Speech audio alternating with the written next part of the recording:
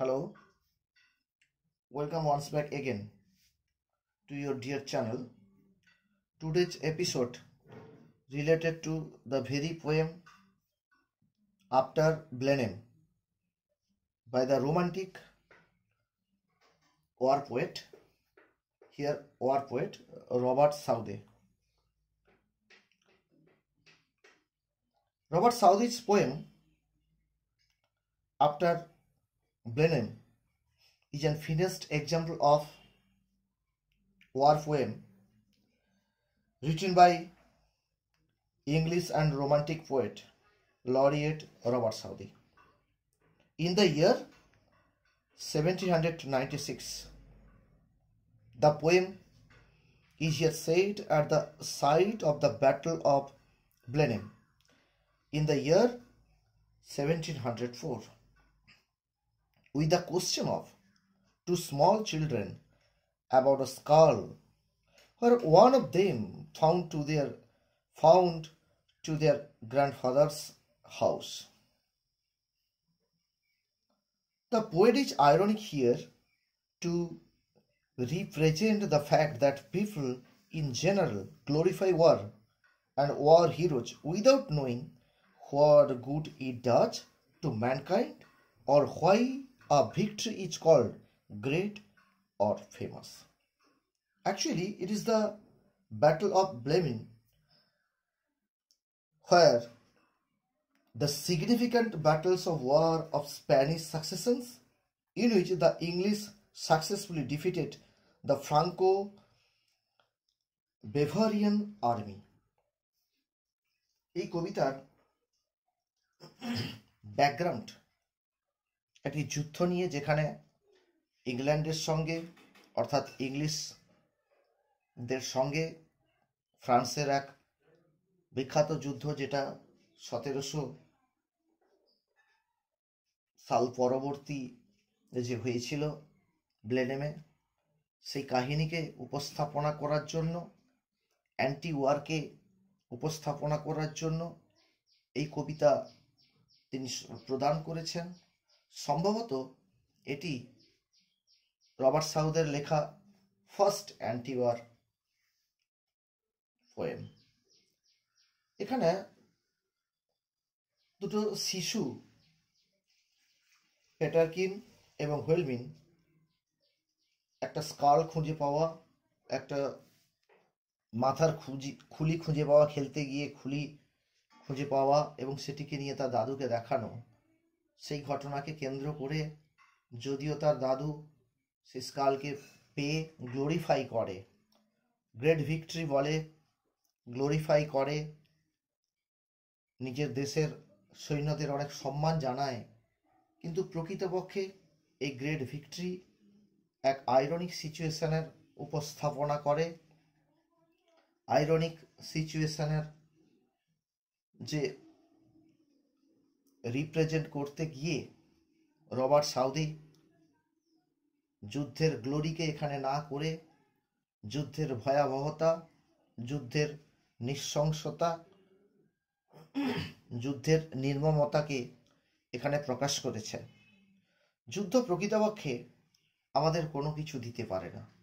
যুদ্ধ সব কিছু পরপর আমাদের জীবন থেকে কেড়ে নেয়। শুধুমাত্র ওয়ার মঙ্গার্স ছাড়া, যারা গান পাউডারের ব্যবসা করে, তাদের ছাড়া যুদ্ধ কারোর কখনো কোনোদিন লাভ হতে পারে না। একটা দেশমাতৃকার কাছ থেকে বীর সন্তানকে কেড়ে নেয়। যুদ্ধ পরিশেষে হাহাকার, একটা ভূমি থেকে আরেকটা ভূমির বিচ্ছিন্নতা, যুদ্ধের লক্ষ লক্ষ তরুণ তাজা প্রাণের সংহার, সব কিছুই কালো দিক আমরা দেখতে পাই, যেটি এই কবিতায় আইরনিক্যালি রবার্ট সাউথি তিনি উপস্থাপনা করেছেন একটি গল্ফের মাধ্যম দিয়ে, সুন্দর একটি সেটিংয়ের মাধ্যম দিয়ে। এই কবিতাটি সেট করা হয়েছে ICSE ক্লাস মাধ্যমিক স্ট্যান্ডার্ডে এবং CBSE ক্লাস 12-এর স্ট্যান্ডার্ডে, কিংবা এটা নেতাজি ওপেন মুক্ত বিদ্যালয়ের ইংলিশ অনার্সের 3rd সেমেরও অংশ রয়েছে। তো দেখা যাক, দেরি না করে মূল কবিতার বিষয়বস্তুগুলো বাংলা সংক্ষিপ্ত সার সমেত কিংবা লাইনের পংক্তিগুলোর অর্থ সমেত কি বলা যায়, কবি এখানে রবার্ট সাউদি কি বলতে চেয়েছেন, আসুন।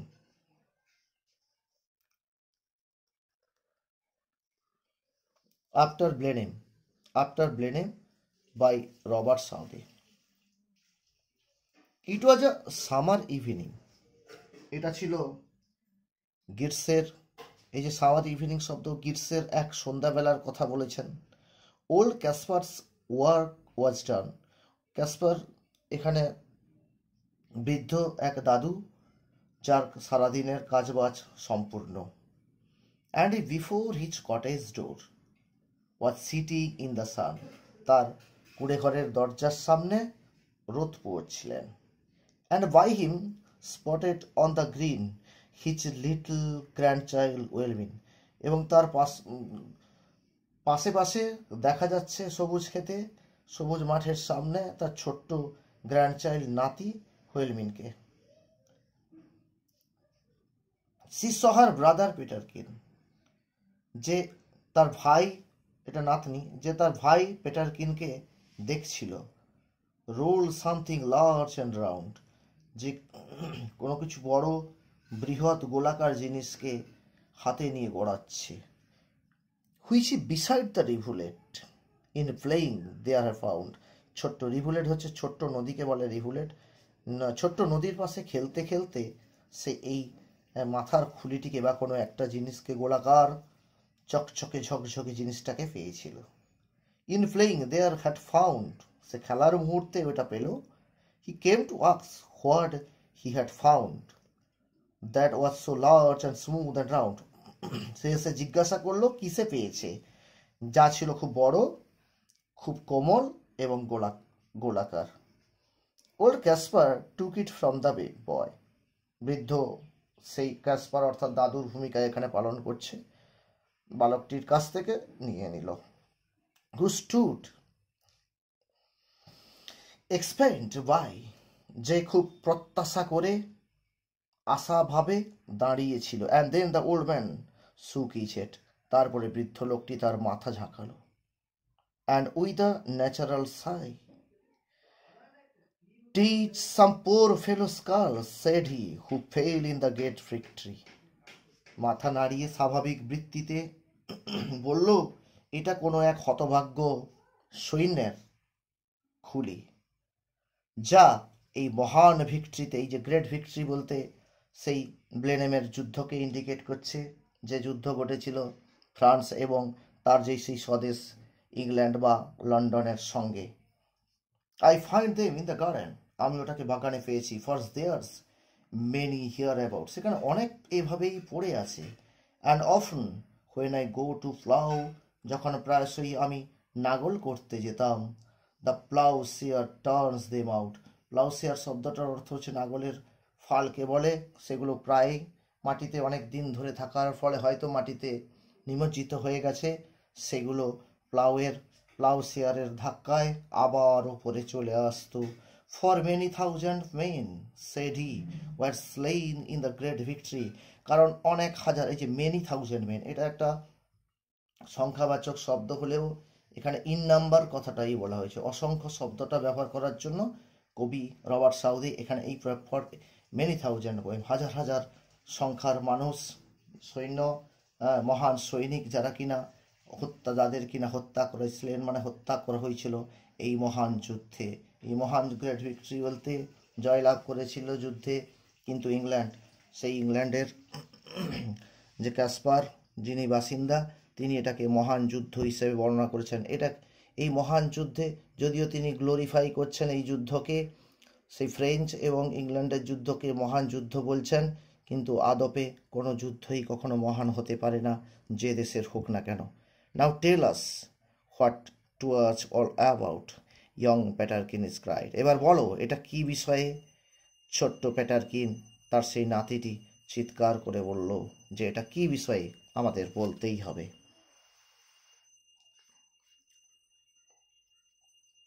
And little Whelmin looks up with wonder waiting I, ছোট্ট হুয়েলমিন তার সেই নাতনিটি তাকিয়ে থাকলো দাদুর দিকে।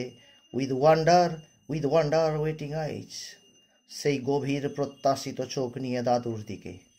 Now tell us all about the war, এবার আমাদের বলো তো ওই ব্লেনেমের সম্পূর্ণ যুদ্ধ সম্পর্কে। অ্যান্ড হোয়াট দে ফট ইচ আদার ফর, কেনই ওই দু দেশ একে অপরের কোন কারণে যুদ্ধ করেছিল। ছোট্ট শিশু হলেও শিশুর এখানে স্পোক্স পারসন, শিশুর মাধ্যম দিয়ে Robert Southey anti war sentiment উপস্থাপনা করেছিলেন। যুদ্ধ যেই কারণে লাগুক না কেন, যা কিছুতে লাগুক না কেন, যুদ্ধ কোনো মতে কাম্য নয়, এই কথার মাধ্যম দিয়ে, শিশুর স্পিচের মাধ্যম দিয়ে তিনি প্রকাশ করলেন। It was the English, Kaspar cried, who put the French to rout, but what they fought each other for. এটাই ইংল্যান্ডের দেশের লোকেরা, ক্যাসপার চিৎকার করে বলল, আমাদের দেশ। Who put the French to rout, যারা বাধ্য করেছিল ফরাসিদের হটিয়ে দিতে। But what they fought each other for I could not well make out, কিন্তু কেন তারা যে যুদ্ধ করেছিল আমিও ঠিকঠাক বাপু বুঝতে পারিনি। ফর এভরিবডি সেড, কারণ তখনকার দিনে সবাই বলছিল। কোট তিনি উপস্থাপনা করলেন, that was a famous victory, এটা ছিল মহান এক যুদ্ধ, এক মহান অবিস্মরণীয় যুদ্ধ। মাই ফাদার লিফটেড, এবারে তিনি ফ্ল্যাশব্যাকে চলে গেলেন, সেই বৃদ্ধ ক্যাসপার নাতি নাতনিদের গল্প বলতে গিয়ে তিনি ফ্ল্যাশব্যাকে কিছুটা গেছিলেন। মাই ফাদার লিফটেড ব্লেনেম দেন, তখন আমার বাবা ব্লেনেমে বসবাস করছিলেন, ইংল্যান্ডের একটা জায়গার নাম। Yon little stream hard by, সেখানে ইয়ন মানে লোনলি, ছোট্ট একটা নদী ধারে। They burned his dwelling to the ground, তারা অর্থাৎ ফ্রান্সের সৈন্যরা প্রথমে অ্যাটাক করেছিল, দিয়ে তাদের ঘর বাড়ি জ্বালিয়ে দিচ্ছিল। And he was force to fly, তার বাবা বাধ্য হয়েছিল ঘর ছেড়ে পালিয়ে আসতে। So with his wife and child he fled, তার স্ত্রী এবং পুত্রকে নিয়ে সে পালিয়ে এসেছিল। নর had he where to rest his head, কোথাও তার মাথা মোজার আশ্রয়ের কোনো জায়গা ছিল না। উইথ ফায়ার অ্যান্ড সোর্ড, এই যে ফায়ার অ্যান্ড সোর্ড, ভয়াবহতা, যুদ্ধের এই ভয়াবহতাকে প্রকাশ করছেন কবি রবার্ট সাউদে। ফায়ার আর সোর্ড, আগুন এবং তরবারি, দ্য কান্ট্রি রাউন্ড, সারা দেশেই তখন আগুন জ্বলছে, তরবারির আঘাত হানছে। Was wasted far and wide, যেদিকেই তাকা যাক না কেন শুধু আগুন, অশান্তির পরিবেশ এবং তরবারির ছনছনে আওয়াজ। And many a childing mother then, childing mother শব্দটা হচ্ছে প্রেগনেন্ট মাকে বলা হয়, প্রসূতিকে বলা হয়, যাদের গর্ভে সন্তান ছিল তখন। অ্যান্ড নিউ বর্ন বেবি ব্রাইড, তারাও মারা গেছিল, সদ্যজাত সন্তানও মারা গেছিল। But things like that you know must be at every famous victory, কিন্তু তুমি তো জানো এই প্রত্যেকটা মহান যুদ্ধে জয়লাভের পরে এমনটি ঘটে থাকে। এই যে ফেমাস ভিক্টরি বলতে সেই ব্লেনেমের যুদ্ধকে আবার তিনি ইন্ডিকেট করেছেন, কিন্তু এখানে ফেমাস ভিক্টরি কখনো হতে পারে না। যুদ্ধর ভয়াবহতা এখানে এই স্ট্যান্ডাতে, এই যুদ্ধের যে কালো রূপ, যুদ্ধের যে মারাত্মক অভিশাপ রূপগুলো তিনি এখানে উপস্থাপনা করলেন এই স্ট্যান্ডাতে। দেশে ইট ওয়াজ এ শকিং সাইট, তারা বলছিল এটা একটা চমকে যাওয়ার মতো দৃশ্য। After the field was won, যখন যুদ্ধক্ষেত্র জয়লাভ, ফিল্ড মানে এখানে ওয়ার ফিল্ডের কথা বলা হয়েছে, যখন যুদ্ধে ইংল্যান্ড জয়লাভ করলো। Or many thousand bodies here, হাজার হাজার সৈন্যের সব যখন পড়েছিল, লে রোটিং ইন দ্য সান, তারা সেগুলো পচন হয়ে গেছে, সেইগুলো পরপর তাদেরকে পোড়ানোর, তাদেরকে দাহ করার, তাদেরকে কবরস্থ করার কেউই ছিল না, মাটিতে পচে যায়। এগুলো ইনঅ্যানিমেট অবজেক্ট অফ নেচার, সাধারণ প্রকৃতির অংশ হিসেবে সৈন্যরা এখানে পরিগণিত হয়েছে। মারা গেল আর পচে গেল, দাহ করার, কবরস্থ করার কেউই থাকলো না। এখানেই অ্যান্টি ওয়ার সেন্টিমেন্টকে আবার তিনি উপস্থাপনা করলেন। মানুষের প্রাণ এখানে ক্ষীণ, যুদ্ধের সাপেক্ষে মানুষের প্রাণ, সৈন্যের প্রাণ এখানে খুবই ক্ষীণ। But things like that you know must be after a famous victory, কিন্তু তুমি তো জানো কোনো মহান যুদ্ধ জয়লাভ করতে গেলে এইরকম হাজারো হাজার সৈন্যের পচনও ঘটতে থাকবে, অর্গানাইজড বুচারি অফ ইয়ং বয়েজ হতেই থাকবে। এর দ্বারা আবার তিনি সেন্টিমেন্ট করলেন, গ্লোরিফাই করছেন, কিন্তু এই গ্লোরিফাই আদপে কাম্য নয়। এরপর স্ট্যান্ডাতে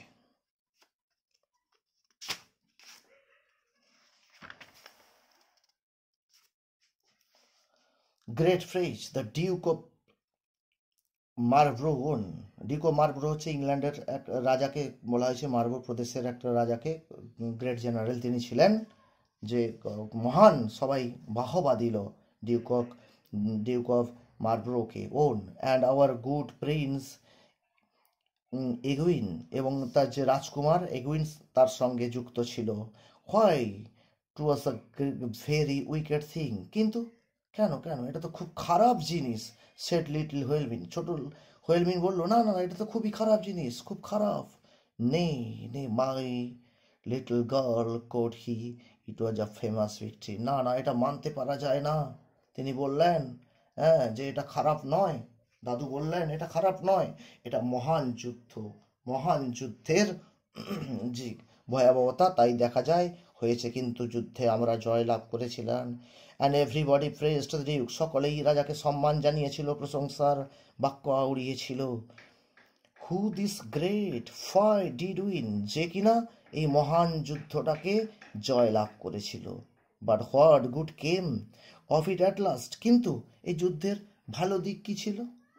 ছোট্ট নাতনিটি জিজ্ঞাসা করে ফেলেছিল ওয়েলমিন, কিন্তু এই যুদ্ধের ভালো দিক কি এলো?